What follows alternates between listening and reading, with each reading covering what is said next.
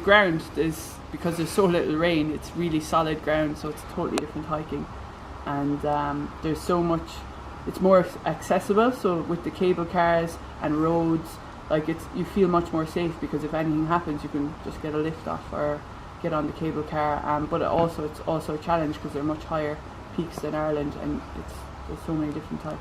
So as we got higher and as the sun came up, so it was grand in the dark, but as soon as we started to see how far down you can fall, then you started just trying to look at the ground in front of you and not. We started actually walking at half 2 in the morning and put on our head torches and just walking away.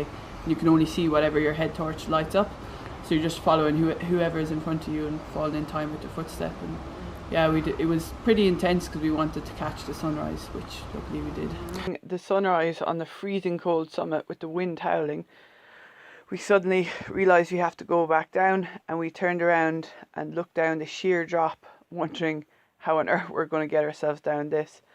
So then the two guides took out their ropes and we roped up in groups of three clients to one guide, and we started very slowly making our way down. It was actually 10 times harder to climb down than it was to come up, because your legs are so tired and wobbly from the entire morning's walk, and you're trying to make sure that you have safe footing all the time, because if you fall, all you're looking at is this massive drop, which we climbed up in the dark so you couldn't see anything, so you weren't aware of how far you could fall. But now suddenly you're looking down 1,000 meters all the way to the bottom of the scree, thinking if you're gone, you're gone, and you're going to take everyone else with you. Although I'm sure the climbers would have us on the rope anyway, but you don't think of that when you're walking. So we gradually made our way down till we got to the scree, and the scree, then we got taken off the rope, and the guides suddenly just ran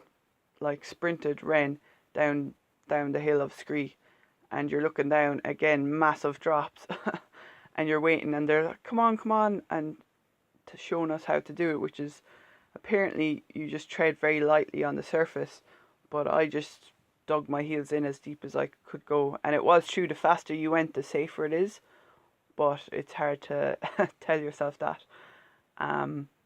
And eventually, by the end of most of the scree, your boots are full of stones, and the climbers kept going, and you're trying to stop and take all the stones out of your boot because you already have blisters from the climb up.